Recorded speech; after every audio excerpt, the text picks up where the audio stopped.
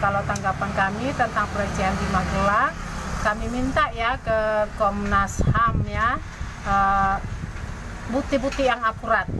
Contoh kecil aja ya, di Magelang, di rumah Magelang mungkin nggak ada CCTV ya. Tolong dong ditunjukkan kebenarannya. Jangan cuman omongannya, omongan PC ya, yang didengarkan ataupun omongan si Kuat. Ini sekali berbohong akan terus menggali kebohongan-kebohongan terus. Ini harus bijak juga tim penyidik di sini dan Komnas HAM ya, jangan mau selalu dibohongi oleh Ibu PC. Pak Taufan Damanik, Ketua Komnas HAM, bisa merasakan nggak hati keluarga yang hancur akibat rekomendasi Komnas HAM? Dugaan kuat pelecehan seksual. Oh iya, saya tahu dan saya sejak awal. Dan biasa aja gitu Komnas HAM? Oh tidak, saya mengalami hujatan yang luar biasa. Tapi saya katakan dalam rangka penegakan hukum dan membuka tabir ini sejelas-jelasnya. Saya katakan gini ya, kalau seandainya Komnas HAM tidak memberikan rekomendasi itu untuk disidik lebih dalam dengan menggunakan scientific, ya sekarang salah satunya menggunakan lie detector. Apa yang terjadi? Di persidangan BAP itu akan menjadi pembicaraan di antara jaksa, hakim, terdakwa, pengacara. Dan tidak ada pembanding dari keluarga Joshua.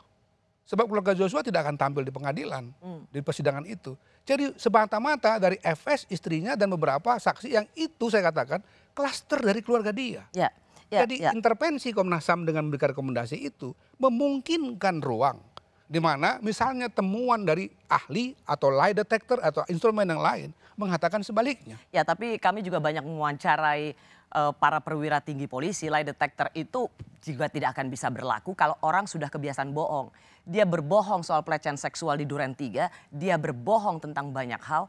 Jadi kalau begitu berarti tinggal kita serahkan kepada hakim untuk hakim menggunakan wewenang dia sebagai wakil Tuhan di muka bumi untuk mengatakan apa itu benar apa tidak. Ini poin bagaimana kecewanya publik pada Komnas HAM. Saya bisa paham dan saya mendapatkan juga luar biasa hujatan itu. Saya menganggap sebagai Ketua Komnas HAM saya harus menanggung resiko apapun keputusan yang diambil. Dulu kalau Rosi masih ingat, Komnas HAM mengatakan KM50 bukan pelanggaran HAM yang berat. Sampai hari ini saya masih dihujat. Tapi saya katakan karena itu adalah fakta-fakta yang kami susun, kami konstruksikan, maka kita harus bertanggung jawab.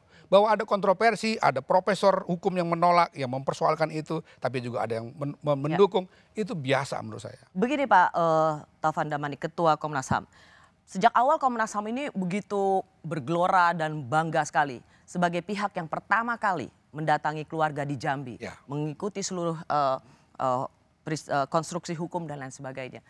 Dan kita juga punya harapan yang sama pada Komnas HAM bahwa keterlibatan Komnas HAM ini untuk pengungkapan kasus pembunuhan Joshua. Tapi tiba-tiba langsung dibilang bahwa ada dugaan kuat pelecehan seksual. Saya mau masuk ke sini dulu karena ini adalah ritme atau melodi yang selalu dikumandangkan oleh Ferdy Sambo sebagai alasan dia membunuh. Lalu Pak Taufan Damanik, untuk apa sih Komnas HAM tadi sudah katakan ya, ngomong begini? Untuk alasan bagi Ferdy Sambo melakukan pembunuhan itu tidak bisa diterima lagi. Kalau kita begitu kenapa ini jadi rekomendasi Komnas HAM? Karena ini juga menyangkut nama baik almarhum Joshua dan keluarganya. Kenapa kalau harus bilang ada dugaan kuat?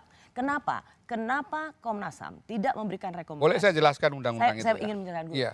Karena saya ingin supaya Bapak juga tahu bagaimana kekesalan publik terhadap Iya, rekomendasi. saya paham.